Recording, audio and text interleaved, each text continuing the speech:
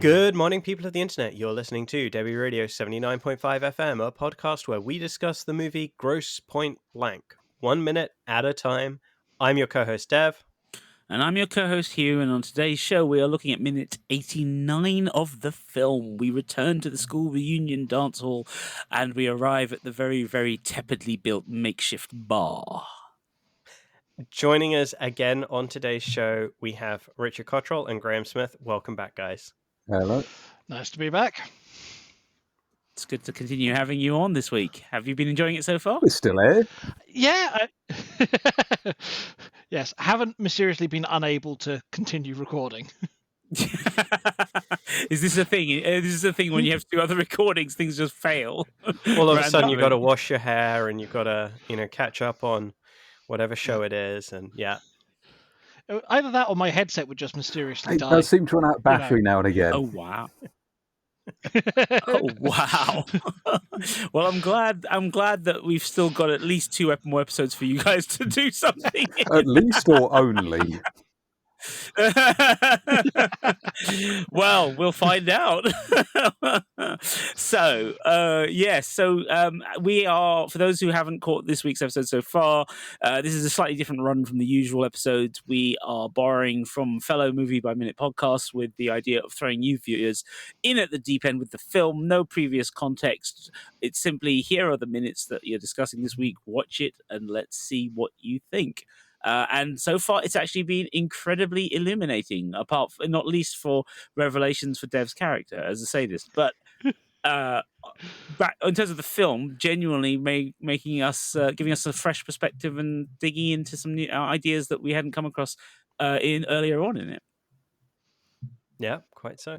I think we've kind of seen the action sequences earlier this week, and we're now getting back to a slightly slower pace of movie as we come down off of that adrenaline high, and in this minute in particular, Martin and Paul have to really reconcile their relationship after what just happened, and like reframe everything, as I think Paul in particular has realizations as to what is going on as with Martin and his character.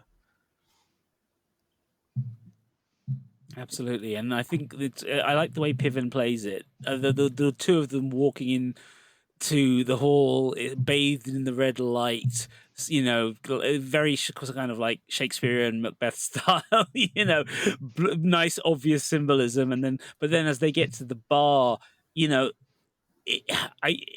for somebody who's not been a character who's been part of the action, Piven looks as like he's just been through the same sort of ringer, and the pair of them stand there and the bar order, it's classic, right? This is classic film noir. Yeah, and what do you want? Whiskey. This is what American heroes always order, right, after the killing.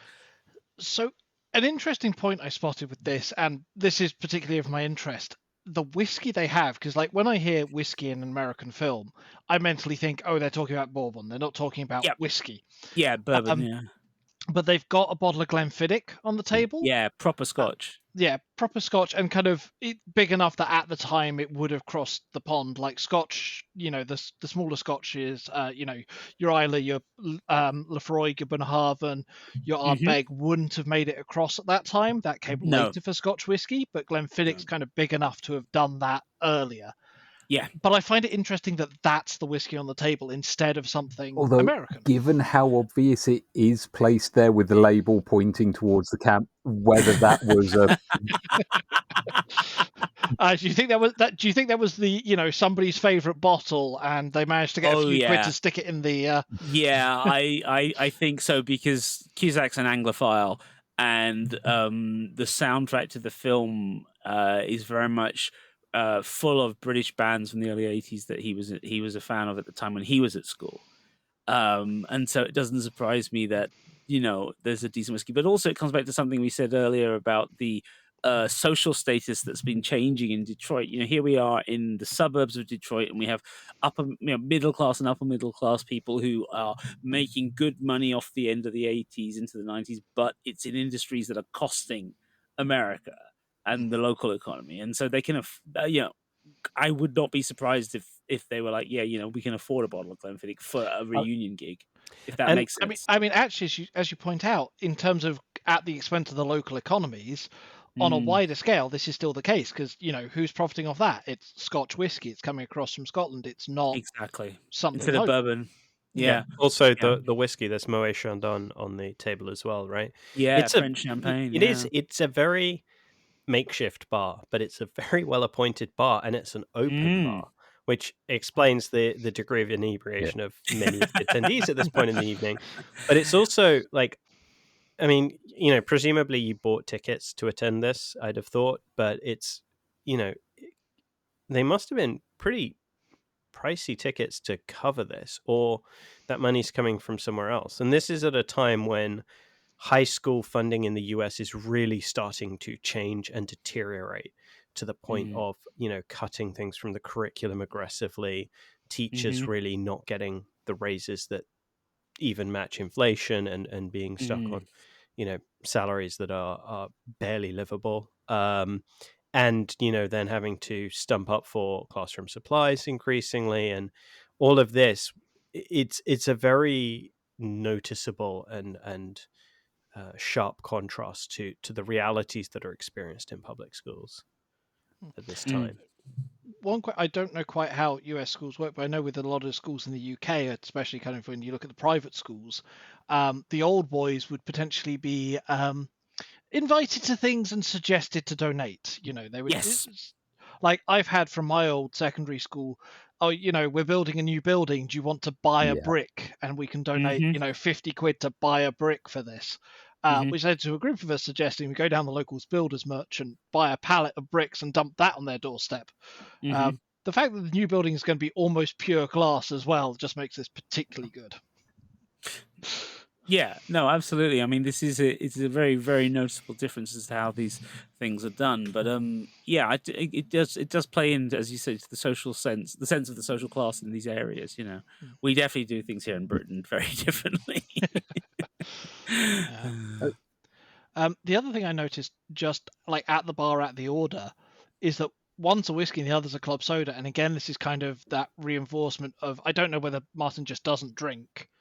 Whether that's been established during the film so far because lack of context, but it's also like this is just something that's normal for him, so he doesn't need a heavy drink to get over the fact that he's just killed someone and burnt their body. The expression of the other guy again, sort of reinforces that. He looks sort of, how can you not need a drink after that?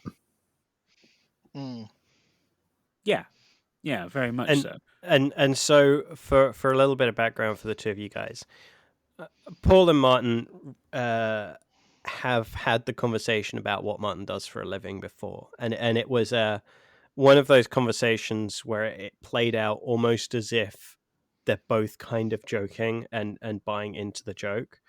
And so this is the moment where for Paul, for Jeremy Piven's character, he's realizing it wasn't a joke. He thought he was in on a joke, and it's not a joke at all. And this is the reality, and he's having to kind of confront that. And he's still there, right? Like he's not just like he's not done what Debbie did, right? He's not just run. He's not run. Yeah. He's still kind of like, what now? Like, what's the next step? Like, no, I don't think he's expecting the answer that he gets. I think he's more like, what do we do? Like, how do we protect ourselves, kind of a thing. And for Martin, like that's already been and gone, right? Like that piece is done, right? Like the body's been disposed of. Which I think you get from him as he, while they're waiting for the drinks, he starts asking people around him if they've seen Debbie. He's done with that priority. He moves on. Yeah. Whereas, was it Paul, the friend? Paul Spiricki. Like Paul, you can see is still working this over, and then he turns and he reintroduces himself. Yes, in a way that is very much, this is who I am. Who the hell are you? Yeah. Yes. Exactly. And the reason Martin doesn't answer is because he has answered that question. It's just Paul did not think it was an honest answer at the time, and this is that moment of, that really is what you do. okay, Yeah. but still doesn't run. Yeah. Yeah, I think there's something interesting about that kind of sense of, you know, in a film about a hitman coming back home to his hometown and his high school reunion, you know, the relationship he has with his friend here when they're first reintroduced, you know, it seems to be coming from Paul first, right? At first you think, oh, Paul's the one who actually is like happy to see him, and Martin's not really bothered either way, and then increasingly starts to remember jokes, starts to talk to him, starts to discuss things, and you start to realize that there's actually quite a bond there, and that actually Paul is, you know, yes, he's angry with him the way everyone's angry with him for having left suddenly and now suddenly back, but actually he's also a loyal friend, right? Like, he's glad to see him back. You know, and that loyalty extends all the way in typical kind of male fashion. It's like it extends all the way to burying the body together. I mean, the fact that the next question out of his mouth is, you know, what now? Chase the girl, right? Violence is done. You know, we've done what we do.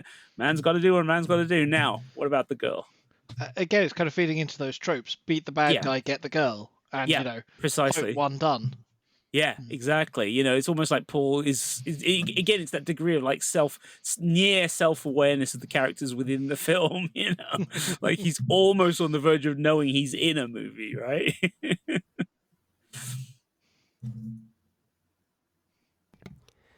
I do also love Ken just in the background of this scene. This is the guy with the shirt untucked who's, you know, nursing this drink and is, I think, very, very clearly looking the worse for wear, just like kind of swaying slightly, propping up the bar. Yeah, and apart from the blood, those two don't really look out of place at the bar there. In terms of yeah, exactly. I mean, you also had when they walked past the table earlier, like you mentioned the woman in the neck brace in the back table, but the table closer to the camera, you've got like two people asleep around it. Like this is, you know, 2:00 in the morning and the bartenders are wondering why the bar isn't shut yet. Yeah, exactly. Yeah. Absolutely. In terms of casting, I love the fact that Ken is a face that you may not be able to put the name to, but he has a recognizable face. His name's Carlos Jacket, and he's been around. I mean, he was even by the time of Grosse Pointe Blank, he'd been in like a ton of films and TV, and he's still turning up in things. He's actually the one of the policemen in Barbie this last year. So the guy's still, you know, but it's that face. Every time I see him, I'm like, he's always got this slightly comedic, you know, not smirking, like kind of like nicely smirking, you know, look that just works for him. He can just stand in the back of a scene like he's doing in Grosse Pointe Blank, and it works, right? You can see acting. You can see there's a character there, and there's something's going through their minds, and they're thinking about things, and you don't know what it is, but he's, you know, it adds to the texture of the film and the sort of sense of reality. I mean, I kind of get the feeling what's going through his mind is that kind of drunken, like 3-second loop as he's trying to work out where he is and what he's doing. Yeah, exactly. Just from his body language, you very much get the impression that he shouldn't be being served any more drinks. Yeah, he's absolutely. sort of working up to, can he actually make it to a chair to sit down? Yeah, exactly. No, but that's exactly it. I think that's exactly what's happening, and I think that's proof of good acting that all of us can look at this scene, and it's a background player, and we all know what's happening. Right? We don't need any kind of additional visual cues. It's like, you know, we've been there, all of us. We know what it might be method acting, and it's possibly. I would be intrigued. I mean, I don't think the days of people method acting drunk are still not over. It wasn't in the first take anyway. Yeah, good point. It's Glenfiddich. It could have been. Oh dear. Oh, we've got a full bottle. We need it to look half empty. Let me handle that. Oh, it's good scotch, that. I haven't had Glenfiddich. Well, I haven't had a drink in years, but I haven't had Glenfiddich in years. Oh, that's good stuff. This was minute 89 of the Grosse Pointe Blank podcast, Debi Radio 79.5 FM, featuring your hosts, co-writers and co-producers Dev Soligar and Hugh David. Today's guests were Graham Smith and Richard Cottrell. You can find us at all good podcast players, as well as on YouTube, X, and Spotify as at Debi Radio, and on our website, debiradio.com. And for all of those, it is DEBI Radio. And finally, you can come and talk with us at the Facebook listeners group, Debi Radio 79.5 FM Fan Club. That's once more time, DEBI Radio. Sure was clear that all of this was new. Concentrating hard like a little girl, smoking for the first time.